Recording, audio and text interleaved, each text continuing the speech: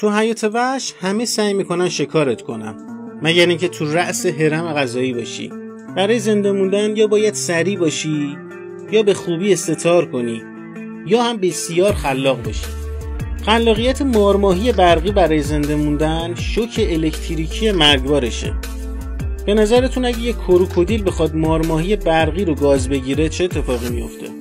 کروکودیل از شدت برق گرفتگی میمیره یا میتونه مارماهی رو شکار کنه؟ همه مزه باتری رو چشیدیم. حالا تصور کنید به جای یه باتری 9 ولتی یه مارماهی 860 ولت برق رو بهتون انتقال بده.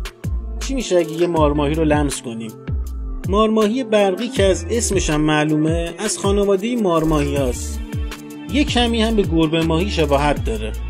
تا سال 2019 باور دانشمندان این بود که فقط یک گونه مارماهی وجود داره که بالاخره 2 گونه دیگه از این مارماهی ها کشف شد. این موجودات تا 2.4 متر میتونن رشد کنن و حد اکثر 20 کیلوگرم هم وزن میگیرن.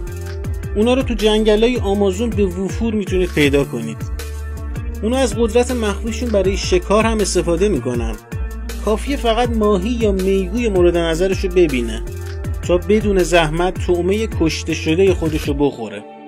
اولین بار تو قرن 1800 میلادی یه دانشمند به نام الکساندر ون هامبل تصمیم گرفت تا قدرت الکتریسیته یه مارماهی برقی رو اندازه‌گیری کنه. اون موقع دستگاهی کشف نشده بود، پس باید خودشو در معرض برق گرفتگی قرار میداد. الکساندر 4 ساعت آزمایش برق گرفتگیش طول کشید. اون تو کتاباش نوشت که تا روز بعدش ماهیچه‌هاش تورم داشتن. البته صدها سال بعدش دانشمندان تونستن میزان الکتریسیته مارماهی برقی رو اندازه‌گیری کنن. مارماهی برقی 3 ماهیچه بزرگ داره که داخل هر کدوم صدها هزار سلول ماهیچه‌ای به نام الکتروسیت قرار داره که تو ردیف‌های بسیار منظم قرار گرفتن، درست مثل باتری. این نظم الکتروسیت‌ها باعث میشن تا برق منظم از بینشون رد بشه. مدار الکتریکی که دور مارماهی‌ها ایجاد میشه باعث میشه تا اونا به راحتی از تحرک اطرافشون باخبر بشن. همچنین اگه شکارچی بخواد نزدیکشون بشه با یه برق گرفتگی جزئی پا به فرار میذاره. به همین خاطر اونا تو تاریکی هم توانایی شناسایی اطرافشون رو دارن.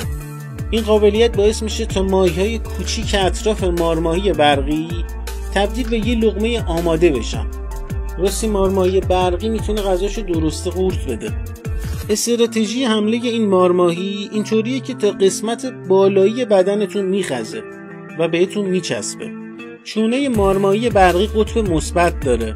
اون وقتی به هدفش بچسبه تا قسمت بالایی بدنش خودشو میکشونه، چون قسمت بالایی بدن قطب منفی داره. اینجوری الکتریسیته بیشتری به هدفش وارد میکنه. دانشمندان با بازوی مصنوعی که مجهز به سنسورهای الکتریسیته بوده مارماهی برقی رو آزمایش کردن و متوجه شدن که بیشترین ولتاژ که 860 ولت بوده تو این استراتژی از چونه مارماهی منتقل میشه. حالا فهمیدیم که مارماهی برقی به راحتی حیوانات کوچیک‌تر مثل ماهی رو از بین میبره. ولی در مورد حیوانات بزرگتر چطور؟ اینجا یه جرمن شپرد فکر میکنه که شکار راحتی گیرش اومده، ولی با این شوک الکتریکی در واقع امروز با مارماهی برقی آشنا شد. در مورد کروکودیل چطور؟ بیشتر وقتا کروکودیلا وقتی تو مدار الکتریکی اطراف مارماهی برقی قرار میگیرن به سرعت فرار میکنن، چون مزه این شوک الکتریکی رو چشیدن. یه وقتایی هم انقدر خوششانس نیستن، چون وقتی یه گاز از مارماهی بگیرن شوک الکتریکی باعث میشه تا دیگه نتونن آروارهاشون رو باز کنن و انقدر برق میگیرتشون تا بالاخره قلبشون از حرکت میسته. حالا به نظرتون یه مارماهی میتونه انسانو بکشه؟ گزارش‌هایی شده که مردم بر اثر شوک الکتریکی مارماهی برقی تو رودخونه سقوط کردن، ولی تا حالا مرگ هیچ کس به طور رسمی بر اثر مارماهی برقی گزارش نشده.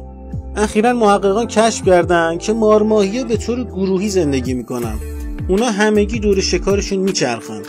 شاید بتونید برق گرفتگی یه مارماهی رو کنترل کنید، ولی اگه بین 100 تا مارماهی گیر بیفتید چی؟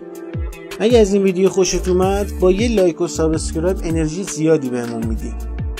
حالا که تا اینجا اومدی رو ویدیو بعدی هم کلیک کن، اونجا میبینمت.